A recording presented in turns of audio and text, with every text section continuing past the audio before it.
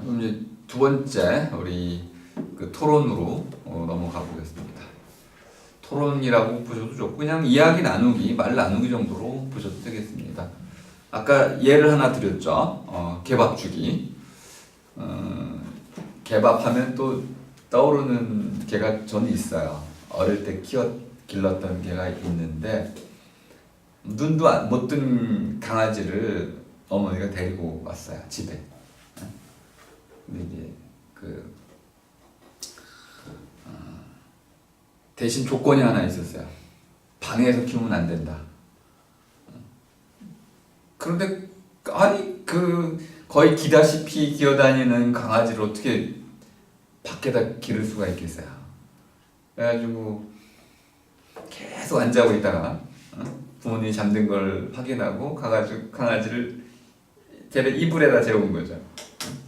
아침에 엄마가 일어나서 이놈의 자식이 하고 이제 뺏어가려고 그래. 어떻게 해요? 철벽방어. 근데 이놈이 문제가 하나 있어. 똥을 싸는 거 아무데나. 그래가지고 이런 종이 같은 거 딱 가지고 있다가 딱 표시가 나잖아. 똥 싸려고 그러면은. 오줌. 그래가지고 이제 야 이거 맨날 그럴 순 없잖아. 또 실수할 때도 있고. 그래가지고 가르치려고 열심히 가르쳤어요. 그랬더니 금방 배우더라고. 그래서 똥오줌을 또 가리더라고요. 근데 얘는 털이 빠져 또. 또 어떻게 해요? 맨날 씻겨야 되잖아요. 털 잡아 빼가지고 털하게 안 날리게. 근데 이놈이 밥은 우리 어머니가 주시잖아. 그런데도 1순위가 나야. 그러니까 이제 보통 밥 주는 사람 따로 있고 저 이뻐하는 주인 따로 있다고 금방 아는 거죠. 근데 의리 관계가 형성이 됐어요. 그래가지고 그 개가 죽을 때까지 나랑 같이 이제 이렇게 쭉 자랐는데 그러다 보니까 조금 크니까 이제 우리 어머니가 뭐라 그래요? 밥도 네가 줘라. 그럼 난 신났지 뭐. 어떻게 해요? 개 데리고 물고기 잡으러 가고 깨구리 잡으러 가고 뭐 해가지고 산토끼 잡으러 가고 꿩 잡으러 가고 같이 사냥하고 나눠 먹으면 되는 거지 뭐. 걔가 나보다 사냥을 더 잘하잖아. 근데 개밥주기 하면은 그래서 한 번은 이제 그놈이 이제 초등학교 때부터 길러가지고 중학교 때까지 중학교 수학여행을 가야 됐는데 우리 때 3박 4일을 갔다 왔어요. 집에 왔더니 우리 배가 빵빵한 거야 이렇게. 그래서 병이 났는지 알고 깜짝 놀랐지. 근데 이제 안 묶고 났었는데 제가 집에 없으니까 이제 우리 어머니가 묶어놓은 거야 애를. 근데 똥 넣을 자리가 따로 있잖아. 그러니까 4일 동안 똥을 안 누고 있는 바람에 배가 빵빵해진 거야. 그래서 이제 풀어줬더니 그냥 쏘살같이 갔다 와가지고 얼마나 시원해하는지 사람하고 똑같아 그런 게 다. 그 감정적인 교류와 말을 많이 하고 행동 패턴을 같이 하면요 개들도 그런 걸 잘 익혀. 똑똑한 개와 머리 나쁜 개가 있어요. 머리 나쁜 개는 백날 가르쳐봤자 똑같은 짓을 또. 근데 머리 좋은 개는 이불 있잖아요, 그죠? 이불을 탁 뒤집어 씌워놓으면은 탁 그냥 순식간에 빠져나오는 개는 머리가 좋아. 그런데 덮어놨는데 그 안에 스스로 갇히는 놈이 있어. 그럼 머리 나쁜 놈이야. 근데 우리 개는 꼬맹이 때도 내가 장난 많이 하잖아요, 그죠? 딱 덮어놓으면 순식간에 빠져나와. 머리가 좋았던 개인데, 그러니까 의사소통도 잘 됐어요. 그래서 지금 여기 나오는 개밥죽이랑 비슷한. 만일 내가 한 6박 7일 뭐 이렇게 있었으면 어떻게 될 뻔했어, 그거. 걔가 죽을 수도 있는 거잖아요, 그죠? 이거 참, 그때도 이제, 그런 생각을 어릴 마음에 많이 했었는데, 개밥죽이와 관련해서, 과연 여러분들은 약속을 지키는 것하고, 개밥을 주로 집으로 되돌아가는 거 하고 어떤 행동이 더 양심적인지 왜 그렇게 생각하시는지 한번 토론을 해보죠 뭐. 네.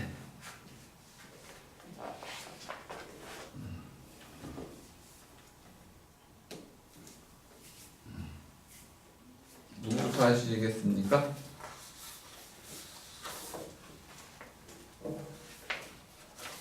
이준 씨 한번 해볼까요? 저는 조금만 더 생각을 해요. 아, 생각 중. 네. 우리 그럼 최희 씨?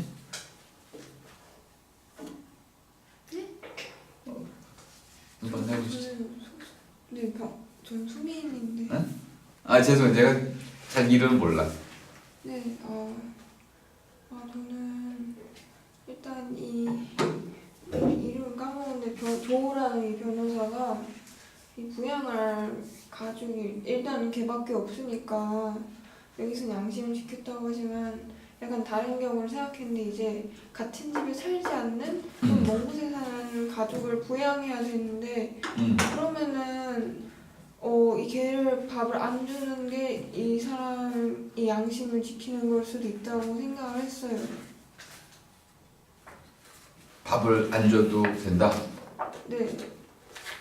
그게 굶을 텐데 가슴이 아프지 않아요? 근데 그 이 회의에 불참해서 나중에 승진해서 밀리거나 아니면 좀 있다가 회사가 안 좋아져갖고 이제 실적이 안 좋아서 이제 잘리게 되면은 가족을 부양할 수 없게 되는 건데 이 가족과 걔의 우선순위를 뒀을 때 저는 일단은 그래도 가족이 우선이라고 생각을 하기 때문에 약간 다른 경우를 상상을 해봤어요. 아, 사랑의 두 종류가 있어서 개에 대한 사랑도 있지만 가족에 대한 지금 우리 스타우트 여사의 논의를 따라가는 거예요 지금.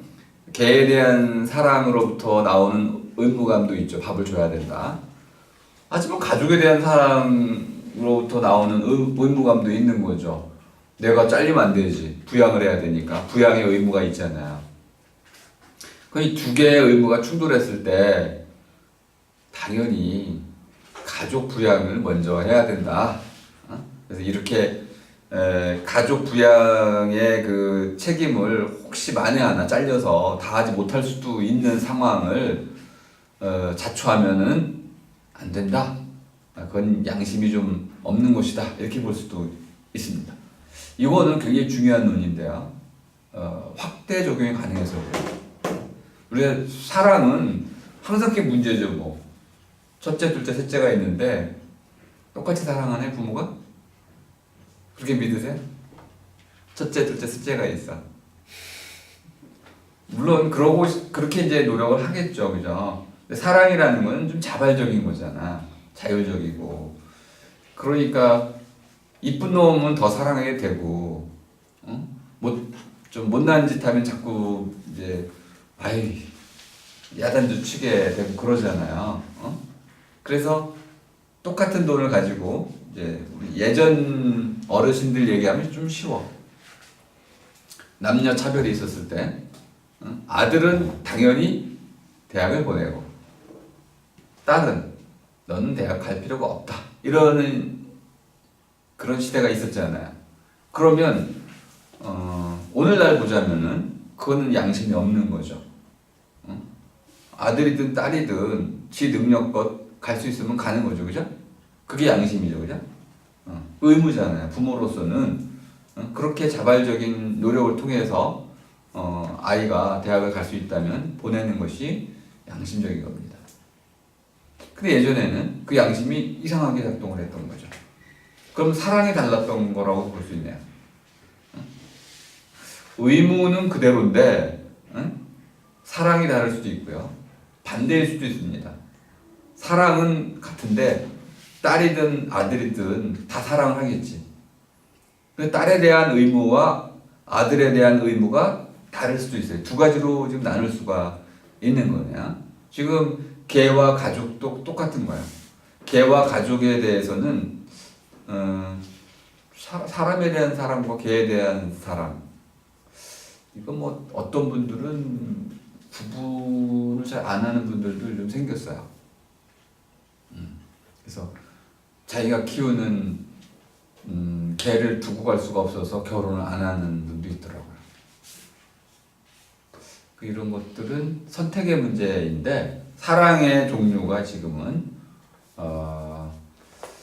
사람에 대한 사랑이나 이런 아까 제가 돌볼 개에 대한 사람이나 그 차이가 좀 줄어들고 있는 게 아닌가. 그 의무도 바뀔 수 있겠네요, 그죠? 네. 좋습니다. 일단 가족에 대한 의무를 다하는 것이 양심적인 것이다. 그러면 조는 지금 양심을 저버린 건가요? 가족을 안 부양할 수도 있으니까 모르는 거죠. 아니 좋습니다. 부양한다고 치고, 부양한다고 쳤으면 네, 그렇죠. 부양한다고. 근데 안 잘렸으면 어떻게 돼요? 다행이죠. 아, 다행이다. 네. 양심 문제가 참 어렵긴 어려워. 뭐가 양심적이야 도대체? 두 가지를 다 하면 좋지, 그죠? 근데 저도 뭐 여기저기 이제 개밥 줄 수 있는 사람을 이렇게 수소문했는데 없었던 거죠. 그러면 지금 양심이 없는 거야. 그럼 평소에 좀 잘 사귀지. 그러면은 쉽게 해결할 수 있는 문제를 어쨌든 지금 문제를 좀 좁히면 개밥 주기 부영 가족을 없다고 치고 회의 참석을 포기하고 개밥 주기로 돌아간 조의 행동은 양심적인가요? 부양 가족 빼고 없다고 치고 부양 가족은 네. 양심적이다. 왜요? 약속은 왜 저버렸어요?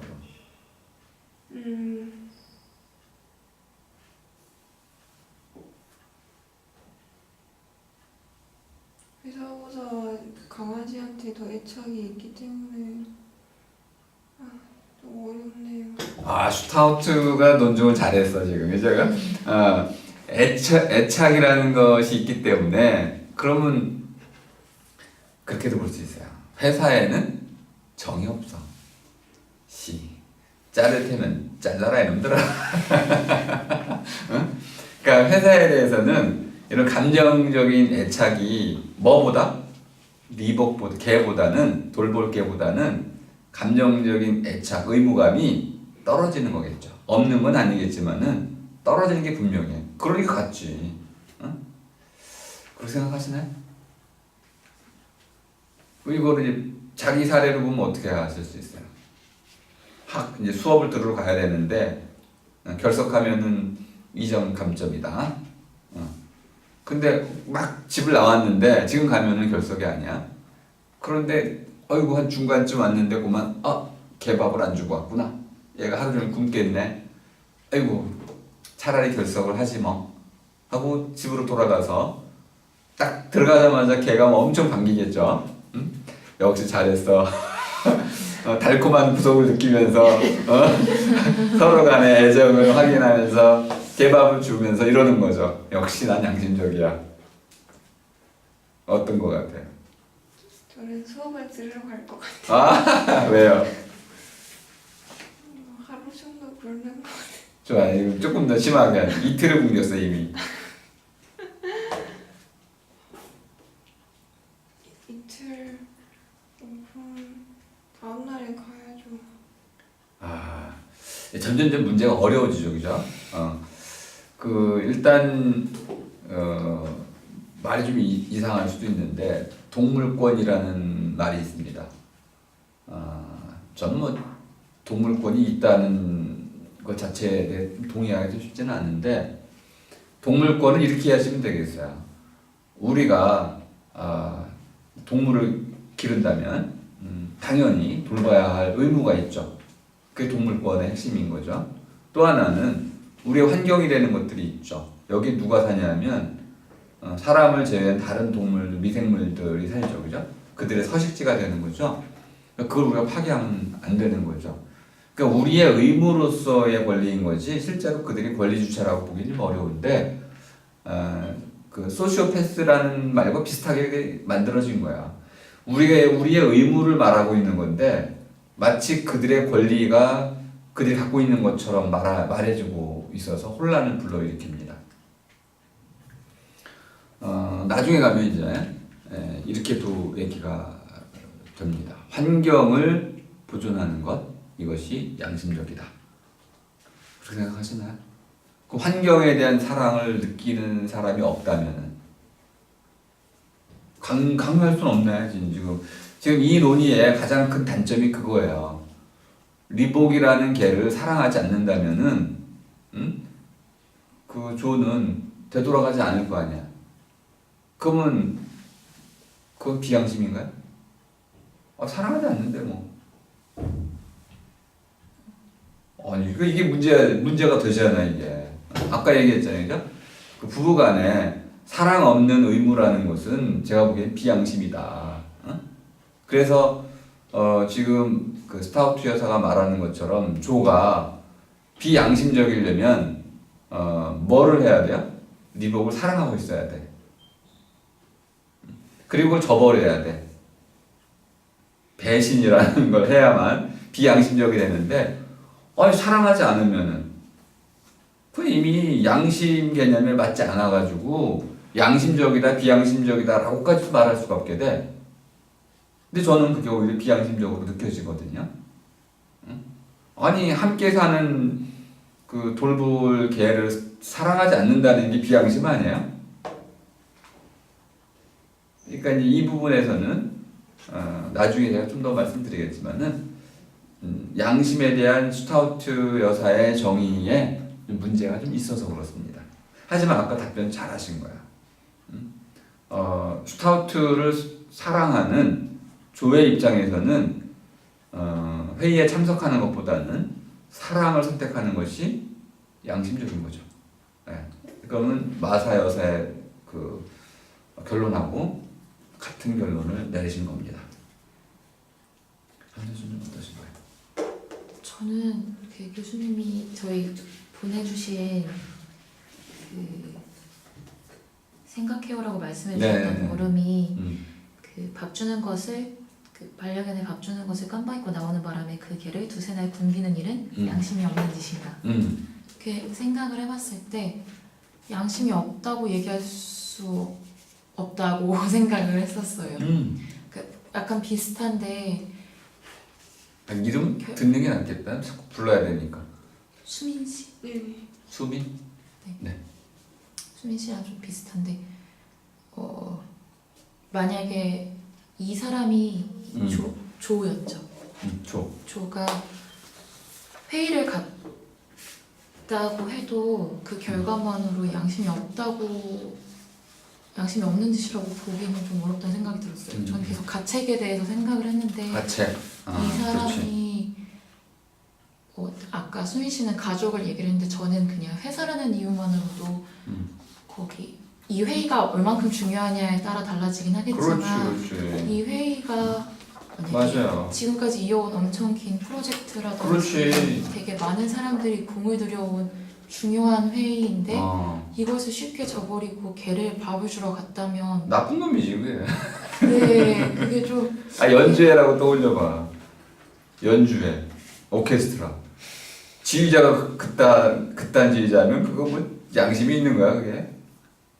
네. 중요한 걸 지적을 하셨네요. 그래서 네 회사는 공동체 아까 수업은 좀 다를 것 같아요. 저는 제 생각에는 아까 수업은 내가 이제 배우러 가는 곳이고 그거를 하지 않았을 때 제가 배우지 못한 부분이 있기 때문에 저 혼자 책임을 지면 되는 거지만 회사 같은 경우에는 계속 공동체. 네 같이 이루어온 결과물이기 때문에 그거를 쉽게 저버리고 만약에 저버리고 네, 간다는 게 조금 여기서는 같지만 근데 그건 어쨌든 애착에 의해서 형성된 것이기 때문에 그건 양심이 있다고 볼 수 있지만 만약에 그렇지 않고 정말 이 걔한테 미안하지만 난 어쩔 수 없이 회의를 가야겠다라고 선택을 해서 회의를 갔다고 해서 그게 양심이 없다고 볼 수는 없다고 생각했어요. 참 어려운 문제죠, 그죠?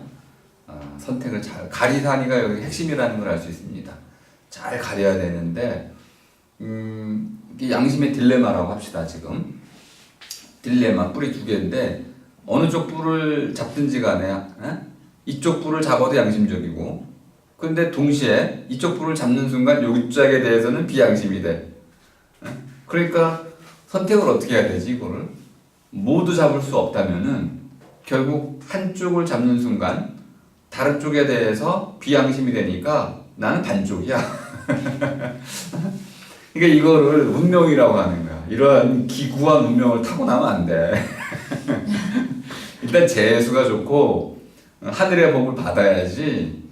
이거 뭐 둘 중에 하나 선택하면 반쪽만 돼. 반쪽이면은 한쪽으로는 계속 욕을 먹는 거고 한쪽은 칭찬을 받겠지만은 제명에 못 죽지 이거.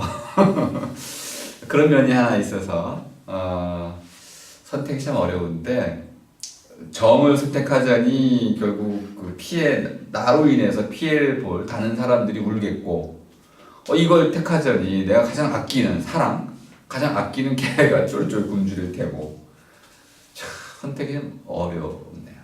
만일 일본 사람들한테 이걸 선택하라고 하면은 깜짝 놀랄 거야. 어떻게 이렇게 비교 불가능한 걸 가지고 선택하라고 그러냐고. 그럼 누가 선택하는 거야? 남이 선택해 주는 거지. 그러니까 그건 문제야. 그래서 일본 정신에 큰 허점이 있을 수 있는 거야. 굉장히 비교 불가능한 것들에 대해서 존중하는 이런 마음은 있는데 스스로 그 부분을 어쨌든 판단해야 돼. 근데 한국 사람들은 지나치게 과감할 때가 많아. 좀 한국 일본이 좀 반반씩 섞었으면 좋겠어 진짜. 그런데 지금 이 문제는 잘 지금 지적이 됐습니다. 정을 택하는 것은 분명히 양심적입니다. 그리고 공익 모두의 이 이익을 나의 사적인 이익 정을 추구한다는 사적인 이익보다 공익을 앞세우는 것도 분명히 양심입니다. 그럼 이제 진짜 어려운 문제가 남았죠? 유진이었나? 네. 네. 이제 진짜 어려운 문제가 남았어. 둘 중에 어떤 걸 택해야 돼? 저요? 네. 전 공익이요. 공익? 네. 왜? 그럼 저기 스타벅스 여사가 지금 잘못 얘기한 건데? 근데 이걸 어떻게 보면 사람마다 다른 원칙의 차이라고 보면 안 되나요? 사람마다 달라진다? 네. 그러면 양심이 사람마다 다 다르다고 말을 해야 되잖아요. 그니까요. 그럼 우리가 발생한 약간 이거는 사람마다 달라질 수 있는 양심의 영역일 것 같아요. 왜냐하면 사람이 이렇게 어떤 한 사람의 양심이 이 정도라면 다른 사람의 양심이 이렇게 그래서 이렇게 겹쳐지는 부분 공통으로 겹쳐지는 부분이 모두가 공유하는 양심인 것 같고 그 공통된 부분 바깥은 개인의 신념에 따른 양심이 아닌가. 네, 저는 그렇게 생각해요. 그래서 뭔 말씀인지 아니 알아들었어요. 근데 정 자리에 감정적인 이 애착 자리에다가 네. 개인의 신념을 넣은 거야. 저 뭘 넣어도 돼. 두려움을 넣어도 돼. 네. 또 지금 한솔씨처럼 공익을 넣어도 돼. 공익에 근거한 의무감도 양심이라고 말한 거고, 이 다정다감, 애정에 근거한 의무감도 양심이라고 한 거고, 그러면 결국 다양한 종류의 양심이 나오겠네요. 네. 근데 우리가 지금 계속 양심이라고 말하기 때문에 이 논의가 가능한데, 제 식으로 이걸 바른 마음으로 바꿔놓으면요, 사태가 바뀝니다. 한번 그 바른 마음으로 한번 양심이란 말 대신에 바른 마음이라고 쓰면서 이 논의를 다시 해보자. 네, 한솔 씨부터 한번. 과연 그 조의 그 이제 결정, 그 개밥 주기로 결정한 것은 바른 마음인가요? 네, 그거 바른 마음인 것 같고 만약에 조가 결국 회의가 되게 중요하다고 여겨서 회의를 갔다고 하더라도 그게 바른 마음이 아니다라고는 할 수 없을 것 같아요. 그러면 어떤 게 더 바른 마음인가요? 저는 솔직히 이게 조가 어떤 선택을 하느냐가 큰 관건인가 생각이 들었어요. 어떤 결과냐에 문제가 없을 거고 저는 아까 말씀드렸던 것처럼 가책을 계속 생각을 했는데 그 뭐가 중요하냐는 그 결국 회의를 갔든 아니면 다시 돌아와서 걔의 밥을 주러 갔든 둘 중에 하나를 못했다는 거에 대해서 걔를 밥 주러 갔다면 이 회의에 뭐 다른 그 준비해왔던 동료들한테 되게 미안한 마음이라든지 이런 마음을 가지고 그거를 수습하려고 하고 개선하려고 하거나 아니면 회의를 갔다면 계속 강아지한테 밥을 주지 못한 게 마음에 걸려서 그렇죠. 돌아오자마자 막 미안해서 밥을 주고 근데 그거 하나 더 붙일게요. 돌아왔더니 걔가 죽었어. 아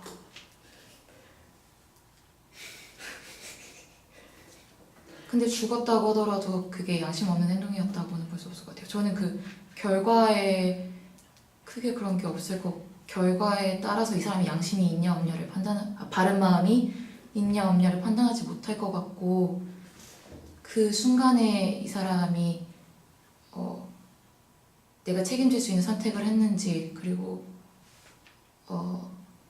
내가 선택하지 못한 다른 거에 대해 가책을 느꼈는지에 대해서 이 사람이 바른 마음이 있냐 없냐를 판단할 수 있을 것 같아요. 만약에 이 사람이 어떤 결정을 했든 하나도 거리끼는 게 없었다면 바른 마음이 없는 거라고 할 수 있을 것 같아요. 어쩔 수 없는 선택이었다라는 관점에서 보자면은 둘 중에 하나를 선택해야 되니까 어쩔 수 없이 이거는 버릴 수밖에 없는 거고 한쪽은 버리고 한쪽을 취하는 건데 그러다 보니까 이쪽에 대해서 자책감, 가책 또는 이제 이런 그 찔리는 이런 이제 마음을 갖게 되겠죠. 그러면 바른 마음이라고 보시는 거죠. 네. 근데 여전히 반쪽이네 이거는. 바른 마음을 가지려고 애를 썼는데 바른 마음은 아니야. 한쪽은 결국은 바르지 못한 거였죠. 선택지가 이렇게 복잡해지면 온전히 바를 수는 없게 돼. 그래서 찢어지게 되는 거죠. 점점 더 찢어져. 우리의 능력이 한계가 있기 때문에 그 순간에 최선을 다한다고 하더라도 내가 그때 선택할 수 있는 게 고를 수 있는 게 개밥주기라고 한다면은 나머지는 포기될 수밖에 없는 거잖아요. 네. 이 나머지 포기되는 부분에 대해서 내가 의무를 다할 수가 없게 되는 거죠. 그러면 마음으로는 바른 마음을 갖고자 했을 때 실제로는 바른 마음을 가질 수가 없었던 것이죠. 또는 그 바른 마음에 따른 행동을 못했던 거죠. 두 번째 예가 하나 나왔죠. 이상한 사이코패스 예를 한 겁니다. 아마 실제로 벌어졌던 예 같은데 이웃집 개를 죽였어요. 그리고 집에 거실에 와가지고 커튼 뒤에 숨어가지고 이웃 여자가 어떻게 하는지 훔쳐봤어요. 이웃 여자가 아침에 현관문 열고 나와가지고 고양이였구나 그건 참. 고양이 죽은 거를 발견해가지고는 가슴에 품고 막 울었어. 그랬을 경우 이건 단일 사건이네, 그죠? 지가 저지른 거고 이웃집 고양이 자기 이유도 몰라. 사이코패스 얘기하는 거야. 이 사이코패스는 지금 양심이 있나요, 없나요? 아니 고양이를 죽였으니까 당연히 사랑이 없고 그러면 이 정의로 보자면은 사랑 없는 의무감이라고 칩시다. 저런 시끄러운 고양이는 죽여야지. 내 잠을 방해하잖아. 사이코패스식 판단을 해본다고 칠게요. 그러면 사이코패스 입장에서는 아이고 저런 시끄러운 고양이 누가 키우는 거야 도대체. 응? 잠 좀 자야겠다 해가지고 죽이고 왔어요. 그게 비양심적인 행동인가요? 왜 그래요, 민준이? 왜 그래?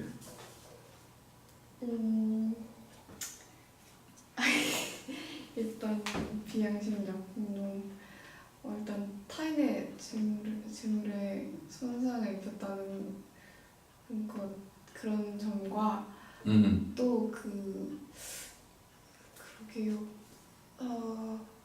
양심이 있는 사람들을 기준으로 했을 때 요 정의를 기준으로 했을 때 감정적인 애착. 애착. 네. 감정이 거꾸로잖아. 애착이가 아닌 징후가 있어 지금. 네. 근데 조금 더 넘어가면은 이웃 여자도 내가 미워해.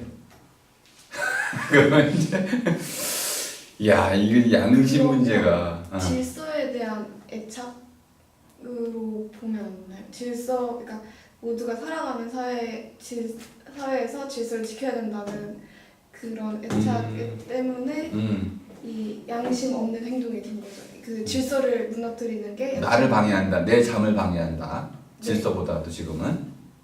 네, 그렇지만 이제 뭐 타인의 재물에 뭐 손상이 입히면 안 된다는 그런 질서를 무너뜨린 거니까 이 질서에 대한 사랑을 반한 행동을 했기 때문에 양심 없는 행동. 좋습니다. 근데 이 사이코패스가 아니야. 사이코패스가 아니어가지고 죄의식은 갖고 있어. 네. 내가 타인의 고양이를 죽였으니 자수를 해야겠어. 죄의식이 있어요. 그러면 이 사람은 양심이 있는 건가요?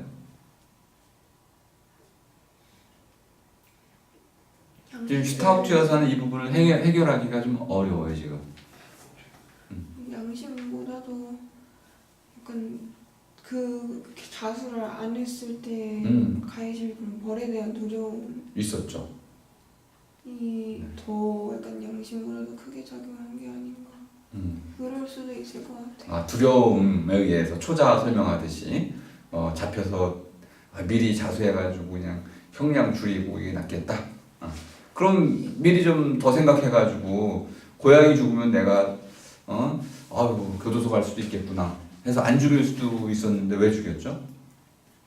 이거는 애착이 없는 행동이었기 때문에 양심적이라고 볼 수 없지 않을까요?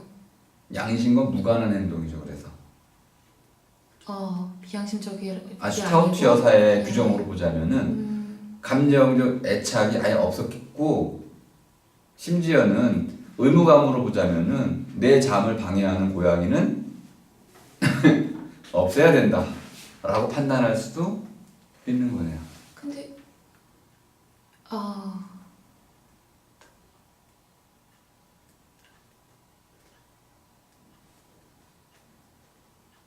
그래서 심리학자다 보니까 애착이라는 부분을 굉장히 강조하고 있어요.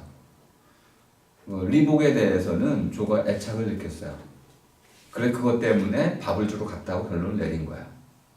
근데 한순간에 이미 한솔 씨가 반론하듯이 그러면 그 프로젝트는 어떡할 건데? 개밥이 중에 회사가 중에 이렇게 물으면 물론 그 내용을 알 수가 없지만 프로젝트 내용을 알 수 없지만은 상식적으로 봤을 때 그런 어떤 회의에 불참한다는 것은 무책임한 행동이라고 말할 수가 있는 거죠. 그건 우리가 흔히 말하는 게 뭐냐면 무단결근이라는 건데 이유 같지 않은 이유로 결근을 하는 거잖아요. 양심이 없는 거지. 개밥 주러 가는 거는 양심적인 행동이라기보다는 정에 끌리는 행동, 사적인 행동이고 그러면 이제 이렇게도 얘기할 수 있습니다. 슈타우트 박사는 양심을 개인적인 차원에서 규정을 하고 싶어 하는구나. 공적인, 보편적인 차원에서 정의하기보다는 심리적인 차원에서 양심을 정의하고 싶어 하나 보다. 그랬더니 문제가 금방 생겼어요. 두 가지 문제가 생겼는데 첫 번째 문제는 아니 사회적인 공적 계약은 어떻게 되는 겁니까? 법은 어떻게 되고요? 이런 거 우리 깨트리면은 분명히 그거는 비양심이라고 말을 해야 될 텐데 이 문제 해결하기 쉽지 않을 것 같고 두 번째 문제도 금방 생겼어요. 아니 그 감정적인 애착이 아예 없는 사람은 그러면 그 사람은 그 사람의 행동은 전부 양심과 무관한 걸까요?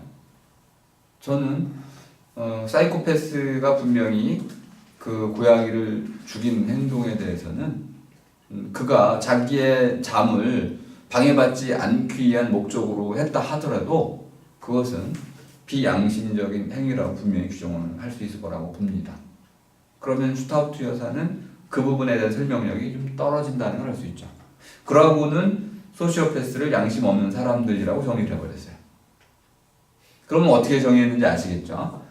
감정적인 애착이 있는 사람은 양심적이고 이게 없는 사람들은 비양심이라고 정의를 한 건데 제 식으로 보자면은 감정적인 애착을 양심의 정의 항으로 썼기 때문에 감정적인 애착이 없다면 그 사람은 양심과 무관한 사람이지 양심이 없는 사람이 아닌 거죠. 관계자 외의 사람이야. 그래서 이런 부분들은 뭐 철학과 심리학의 차이라고 볼 수도 있는데요. 네, 한 가지만 또 아무튼 이제 또 얘기하고 맞춰야 될 것 같은데요. 두 번째 얘기가 그거였습니다. 그런데 이웃 여자가 눈물을 흘리는 걸 보고 커튼 뒤에 숨었던 남자가 나와가지고 자기가 죽였다고 사과를 하고 보상을 하고 심지어는 뭐 경찰 조사까지 받겠다라고 용서를 구했어요. 그러면 죽이는 행위는 뭐 비양심적이었는데 죽이고 나서 이웃집 여자의 눈물을 보고 와서 사과하고 용서를 비는 행위는 양심적인 건가요? 수민 씨 식으로는 이렇게 얘기할 수 있습니다. 용서를 구하면 형량이 떨어지잖아요. 그것도 좋은 반론이에요. 정말 아니 우리 모르잖아 속마음을. 근데 계속 스타우트 여사의 논의를 따라가자면은 첫 번째 조건은 갖추고 있어야 돼. 그 남자가 이웃 여자에 대한 감정적인 애착이 있어야 돼. 그죠? 그 이웃 사이라는 이웃이라는 그런데 이렇게도 우리가 볼 수 있죠. 이웃이 아니고 감정적인 애착을 느낄 수 없는 완전히 다른 타인의 고양이를 죽여도 우리는 분명히 사과를 해야 됩니다. 그죠? 그러니까 이 감정적인 애착 유무를 떠나 있어 이 부분은. 그리고 사과를 안 하면 양심 없는 놈이 되는 거예요. 요 사례는 금방 이해가 되셨죠? 자, 근데 슈타우트 여사를 한번 살려주세요. 유진 씨 한번 살려주세요. 그 맥주 여사가 지금 꼬르륵 가라앉을 지경인데, 한번 다시 떠오르게 해주세요. 어떻게 하면 다시 떠올릴 수 있을까요? 애착의 범위를 있지 않을까요? 사과를 했어. 양심적인 거라고 볼 수 있겠죠.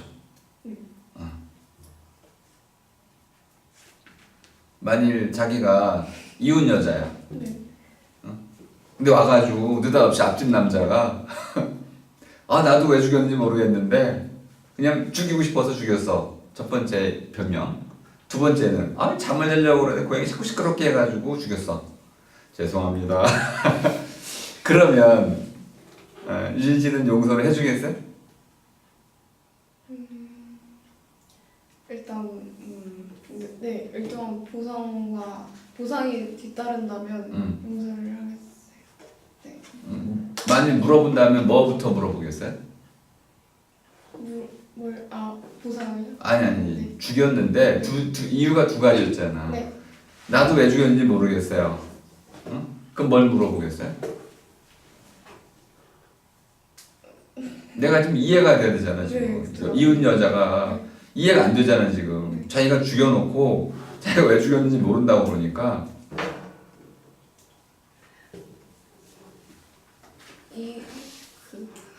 이 남자가 정상인지 아닌지를 알아보고 싶을 거 아니야. 네. 그래서 정상 남자라면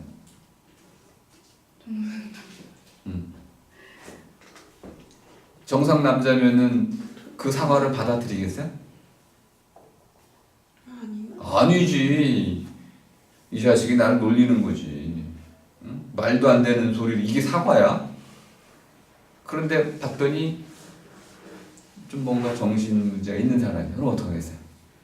그러면 보호소나 이런 쪽에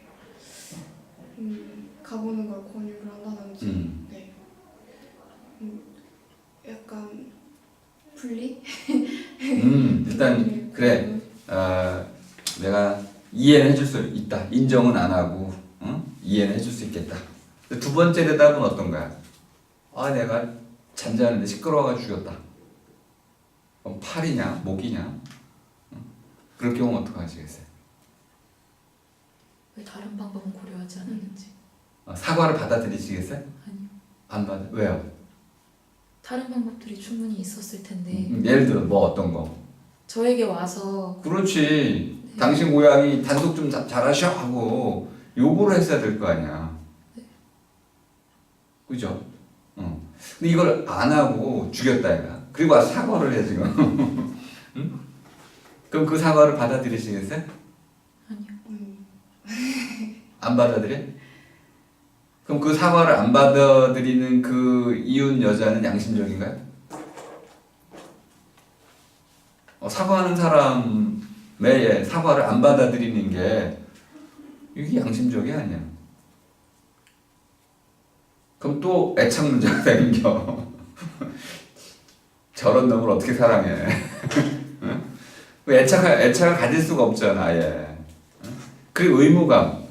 사과를 받아들여야 한다는 의무감이 생길까요? 안 생길까요? 안 생겨요. 왜요? 아니, 납득할 수 없는 내용이잖아. 사과의 내용이 납득이 안 돼, 저거는.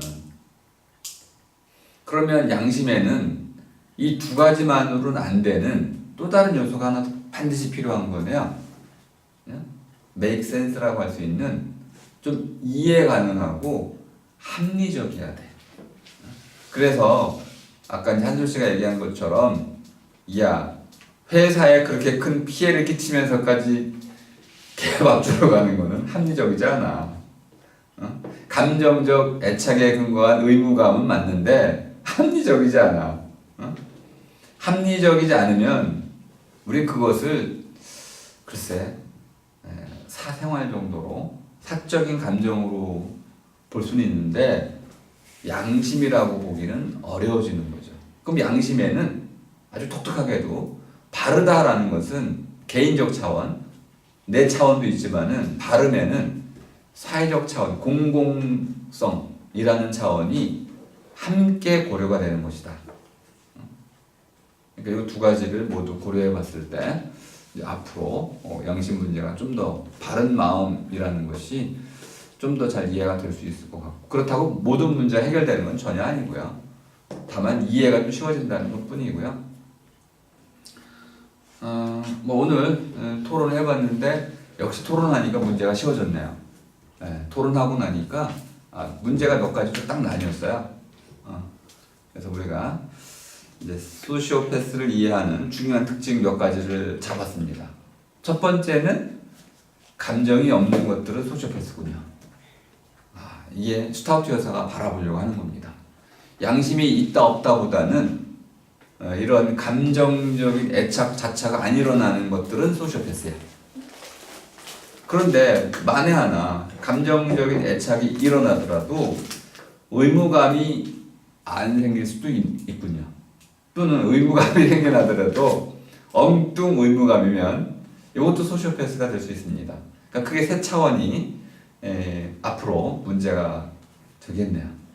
오늘 토론해 보니까 이건 우리 스스로도 사실 알아낼 수 있는 내용이었습니다. 그래서 토론의 위력을 한번 다시 깨닫게 됐고요. 저도 이렇게 결론이 날지는 몰랐는데 아무튼 뭐 쉽게 잘 정리가 돼서 상당히 뭐 바람직스럽다고 봅니다. 자, 그럼 오늘 책 읽기는 이것으로 마치겠습니다. 네, 수고하셨습니다. 감사합니다. 네.